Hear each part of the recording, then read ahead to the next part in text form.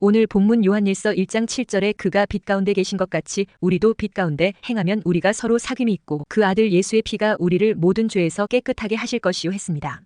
인간은 누구와 무엇으로 교제하느냐에 따라 그 삶이 결정됩니다. 그러니까 그 사람의 삶의 모습은 교제가 결정한다고 할 수 있습니다. 향기로운 곳에서 살면 나에게서도 향기가 나갑니다. 오물이 있는 곳에 오래 있으면 내 몸에서도 오물 냄새가 납니다. 지혜로운 사람과 동행하면 나도 지혜를 얻습니다. 도적대 소굴에서 살면 나도 도적질을 배우게 됩니다. 아프리카 오지의 원시인들과 함께 살면 나도 같은 원시인 같이 됩니다. 잠언 13장 20절에 지혜로운 자와 동행하면 지혜를 얻고 미련한 자와 사귀면 해를 받느니라 했습니다. 그러므로 잠언 5장 8절에서는 내 길을 그에게서 멀리하라. 그의 진문에도 가까이 가지 말라 했습니다. 여기서 그는 음녀를 말합니다. 우리를 죄의 나락으로 떨어뜨리는 사람이나 환경을 멀리하라는 것입니다. 그래서 야고보서 4장 8절에 하나님을 가까이 하라. 그리하면 너희를 가까이 하시리라. 죄인들아 손을 깨끗이 하라. 두 마음을 품은 자들아 마음을 성결하게 하라 했습니다. 모든 죄된 것들을 멀리하고 진리이시며 생명이신 하나님을 가까이 하라는 것입니다. 하나님을 가까이 하면 하나님도 나를 가까이 하시고 그러면 그 안에 있는 은혜의 충만함을 누리게 되는 것입니다. 그런데 예수님은 이렇게 말씀하셨습니다. 요한복음 14장 6절에 내가 곧 길이요 진리요 생명이니 나로 말미암지 않고는 아버지께로 올 자가 없느니라 했습니다. 요한복음 8장 12절에 나는 세상의 빛이니 나를 따르는 자는 어둠에 다니지 아니하고 생명의 빛을 얻으리라 했습니다. 요한일서 1장 5절에 하나님은 빛이시라 그에게는 어둠이 조금도 없으시다 했습니다. 그러므로 이런 빛과 생명과 진리 되신 예수님을 가까이 하면 빛과 생명과 진리의 은혜를 충만하게 누리게 되는 것입니다. 하나님과 예수님이 빛이고 진리이고 생명이시기 때문에 이 같은 분과 가까이 하지 않는다면 인간으로 태어나 가장 후회가 남는 생이 될 것입니다. 그러면 이런 하나님과 교제하려면 어떻게 해야 하는가요? 가장 중요한 것이 바로 어둠을 멀리하는 것입니다. 왜냐하면 하나님과 어둠은 공존할 수 없기 때문입니다. 우리가 하나님을 가까이 하기 위해서 먼저 해야 할 일은 바로 어둠을 멀리하는 일입니다. 어둠을 가까이 하면서 하나님을 가까이 할 수 없습니다. 시궁창에서 놀면서 향기로운 삶을 살 수는 없는 것과 같습니다. 어둠 속에 놀면서 빛의 은혜를 누릴 수는 없는 것입니다. 깨끗한 삶을 살려면 그 시궁창의 삶에서 나와야 합니다. 빛의 은혜를 누리려면 죄와 어둠의 장소를 벗어나야 합니다. 오늘 본문 6절에 만일 우리가 하나님과 사귐이 있다 하고 어둠에 행하면 거짓말을 하고 진리를 행하지 아니함이거니와 했습니다. 하나님과 사귐 곧 하나님과 교제가 있다고 하면서 어둠 가운데 있다면 거짓말이라는 것입니다. 하나님은 빛이시며 진리이시며 거룩하시고 성결하십니다. 그런데 우리가 어둠 가운데 있으면서 하나님과 교제하고 있다고 생각한다면 말이 되느냐는 것입니다. 하나님은 죄를 심히 미워하셔서 우리 죄 문제 해결을 위해 그 아들 예수님을 십자가에 못 박기까지 하셨습니다. 그런데 우리가 그 예수님을 믿는다고 하면서 하나님이 그토록 미워하시는 죄 가운데 거할 수 있느냐는 것입니다. 그래서 하나님과 사귐이 있다 하면서 어둠 가운데 있다면 진정한 믿음이 아니라는 것입니다. 그러니까 하나님이 싫어하시고 미워하시는 것을 멀리하라는 것입니다. 그러므로 어떻게 하든지 죄는 근처에도 가지 말라는 것입니다. 죄의 근처에 가려면 오직 빛을 발하기 위하여 가라는 것입니다. 그러면 어두움이 무엇입니까? 여기서 말하는 어두움은 인간에게 부정적인 영향을 주는 모든 세력을 말합니다. 즉, 죄 가운데 행해지는 부끄러운 일들을 말합니다. 어두움 중에 가장 큰 어두움은 불신입니다. 세상에서 생명의 주님인 예수님을 알지 못하는 것보다 더 큰 어두움이 없습니다. 왜냐하니까 그것은 곧 천국 가는 것을 거부하는 것이 되기 때문입니다. 이것은 윤리적인 죄보다도 사실 더 큰 죄입니다. 이렇게 우리로 하여금 천국 가지 못하게 막는 어두움은 지금도 은밀하게 움직이고 있습니다. 아담과 하와가 하나님 앞에 범죄했을 때 나무숲에 숨었습니다. 하나님이 아담을 불렀을 때 제가 벗었으므로 두려워하여 숨었나이다 했습니다. 어두운 죄에 빠지면 숨을 곳을 찾습니다. 그러므로 숨을 곳을 찾는 죄에 빠진 인생이 되지 말아야 합니다. 예수 믿고 죄 사함 받고 구원받게 되면 그때부터 의로운 하나님의 자녀가 됩니다. 그러면 그때부터 숨을 필요가 없습니다. 그래서 우리는 밝은 곳을 좋아해야 합니다. 남들 앞에 떳떳하게 드러낼 수 있어야 합니다. 내가 그리스도인 된 것이 자랑스러워야 합니다. 당당해야 합니다. 그래서 마태복음 5장 15절에 예수님은 사람이 등불을 켜서 말 아래에 두지 아니하고 등경 위에 두나니 이러므로 집 안 모든 사람에게 비치느니라 했습니다. 또 에베소서 5장 8절에서 9절에 너희가 전에는 어둠이더니 이제는 주 안에서 빛이라 빛의 자녀들처럼 행하라 빛의 열매는 모든 착함과 의로움과 진실함에 있느니라 했습니다. 많은 그리스도인들이 죄를 범하고도 죄를 범했다는 사실을 고백하고 회개하는 것을 지체하고 미룹니다. 그러나 그 마음에 하나님이 살아계신다면 우리는 금방 자신의 죄를 인식할 수 있습니다. 이때 우리가 죄를 범했다면 두 가지의 선택을 할 수 있습니다. 하나는 죄를 숨기는 것이고 또 하나는 죄를 인정하고 회개하는 것입니다. 우리가 회개하면 하나님의 용서를 받아 깨끗하게 됩니다. 그러나 우리가 죄를 숨기면 그 죄가 하나님과의 교제를 깨뜨립니다. 그러면 그때부터 평안하지 않고 행복하지 않습니다. 죄는 하나님과 우리 사이에 장벽을 만들어 더 이상 교제하지 못하게 하기 때문입니다. 그러므로 하나님의 자녀가 맞다면 반드시 자신의 죄를 자백하고 회개해야 합니다. 그래야 하나님의 귀한 교제를 회복할 수 있습니다. 그렇게 할 때 빛의 자녀로서 빛 가운데 거하는 삶을 살 수 있습니다. 그것이 진짜 신앙생활입니다. 첫째, 하나님은 빛이시라 했습니다. 그러므로 우리는 그 빛 되신 하나님을 가까이 해야 합니다. 하나님은 빛이시기에 우리는 빛의 자녀로서 그 하나님의 빛 가운데 거해야 합니다. 5절에 우리가 그에게서 듣고 너희에게 전하는 소식은 이것이니 곧 하나님은 빛이시라 그에게는 어둠이 조금도 없으시다는 것이니라 했습니다. 사도 요한은 그의 메시지의 근원이 예수 그리스도이시라고 했습니다. 하나님이 빛이시라는 것은 하나님이 도덕적으로 흠이 없고 완전하시다는 것을 의미합니다. 하나님은 절대적으로 완전하십니다. 하나님은 거룩하시고 순결하십니다. 하나님은 빛이시며 그분에게는 어두움이 없으십니다. 빛은 거룩을 상징하고 어두움은 죄를 상징합니다. 예수님도 자신을 빛이라고 하셨습니다. 요한복음 8장 12절에 예수께서 또 말씀하여 이르시되 나는 세상의 빛이니 나를 따르는 자는 어둠에 다니지 아니하고 생명의 빛을 얻으리라 했습니다. 예수님은 자신을 어두움을 밝히시는 빛이라고 하셨습니다. 그래서 예수님은 자신을 따르는 자는 어두움에 다니지 않는다고 했습니다. 그러니까 우리도 예수님이 주시는 생명의 빛을 얻어 이 세상의 빛을 비추는 자가 된다는 것입니다. 하나님과 예수님이 빛이시기에 우리가 그분과 교제한다면 우리도 빛 가운데 거해야 하는 것입니다. 그러므로 우리가 만약 죄를 범하면 이 하나님과의 교제에 영향을 미치게 됩니다. 만일 누군가가 하나님과 교제한다면서 죄악된 행동을 한다면 그는 진리를 행하지 않고 거짓말하는 자가 되는 것이 됩니다.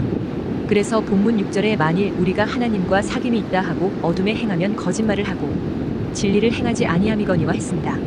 우리가 하나님과 교제한다고 하면서 어두운 가운데서 죄를 범하는 것은 자신이 거짓말하는 것이요 진리를 행하지 않는 것이 된다는 것입니다. 본문을 기록할 당시에 교회 안에 영지주의의 영향을 받은 거짓 교사들이 삶으로는 죄를 범하면서 하나님과 교제하고 있다고 주장했던 것입니다. 영지주의는 두 가지 극단적인 모습이 있습니다. 하나는 금욕주의요, 또 하나는 쾌락주의입니다. 금욕주의는 자기 몸을 위한 일들은 죄가 된다고 봅니다. 그러므로 결혼을 금하고 음식을 금하고 자기 몸을 괴롭히는 금욕주의로 나가는 것입니다. 그래서 골로새서 2장 23절에 영지주의의 거짓 가르침을 지적하면서 몸을 괴롭게 한다고 했습니다. 또한 영지주의의 쾌락주의를 추구하는 자들은 자신의 몸은 악하지만 영은 거룩하다고 주장합니다. 그러면서 악한 몸이 죄를 범해도 그것이 영에게 아무런 영향을 주지 않는다고 믿습니다. 그러니 이들은 죄를 범하면서도 아무 거리낌이 없었습니다. 그래서 바울은 골로새 교회의 영지주의자들에게 경고했습니다. 골로새서 3장 5절에서 6절에 그러므로 땅에 있는 지체를 죽이라 곧 음란과 부정과 사욕과 악한 정욕과 탐심이니 탐심은 우상 숭배니라 이것들로 말미암아 하나님의 진노가 임하느니라 했습니다. 하나님이 빛이십니다. 그러므로 성도는 빛의 자녀로서 거룩한 삶을 살아야 합니다. 그러니 죄를 범해도 영은 아무 영향이 없다는 것은 헛소리인 것입니다. 우리가 거룩해야 거룩한 하나님과 참된 교제의 삶을 살아갈 수 있습니다. 그리고 우리가 빛 가운데서 주님과 교제하면 예수님의 피가 우리를 모든 죄에서 깨끗하게 한다 했습니다. 본문 7절에 그가 빛 가운데 계신 것 같이 우리도 빛 가운데 행하면 우리가 서로 사귐이 있고 그 아들 예수의 피가 우리를 모든 죄에서 깨끗하게 하실 것이요 했습니다. 우리가 빛 가운데 거하는 것은 우리가 경건한 삶을 살아가며 그리스도인답게 행하는 것을 의미합니다. 그렇게 되면 우리는 하나님과의 교제와 지체 간의 교제의 삶을 살아갈 수 있습니다. 하나님이 빛 가운데 거하시는 것처럼 우리도 빛 가운데 행해야 합니다. 우리가 빛 가운데 거한다는 것은 우리가 하나님의 거룩한 성품을 닮아가는 것입니다. 하나님의 빛의 속성은 죄에 오염되지 않은 온전한 거룩함이 있습니다. 그런데 우리는 부족해서 하나님처럼 완전한 빛 가운데 행할 수는 없습니다. 그러나 우리는 그 하나님의 빛을 닮아가는 삶은 살아갈 수는 있습니다. 우리가 빛 가운데 행한다는 것은 하나님의 말씀대로 살아가는 것을 말합니다. 시편 119편 105절에 주의 말씀은 내 발의 등이요 내 길의 빛이니이다 했습니다. 하나님의 말씀은 우리에게 하나님을 기쁘시게 하는 것과 죄의 유혹을 이기게 하는 길을 날마다 가르치고 있습니다. 우리가 하나님의 말씀을 즐겨 읽고 듣고 배우면 내가 그 말씀대로 살지 못하는 부분을 발견하게 됩니다.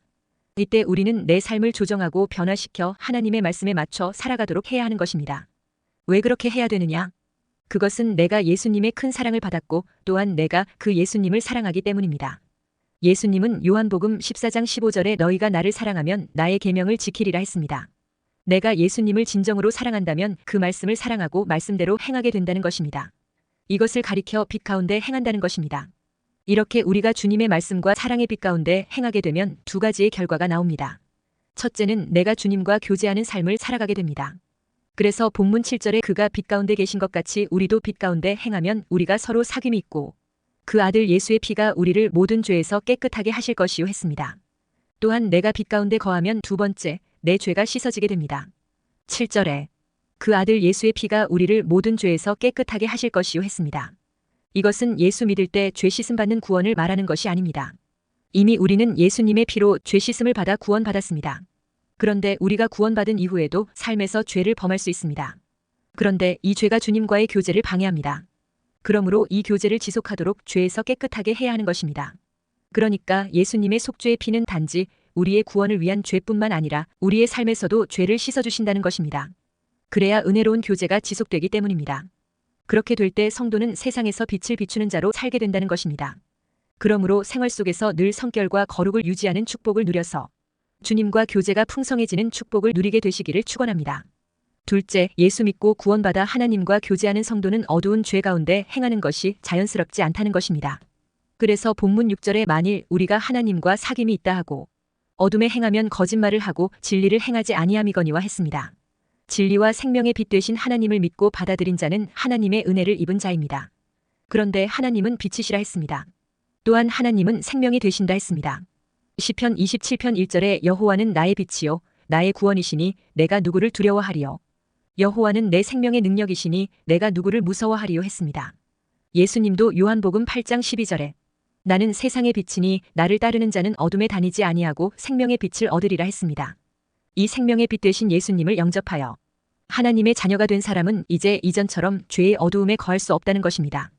우리 안에 하나님의 생명의 빛이 비춰지기 때문입니다. 그 빛은 우리 안에 있는 더러운 죄를 비추는 빛입니다. 그 빛은 우리가 생명의 빛으로 나아가도록 우리를 초청하는 빛입니다.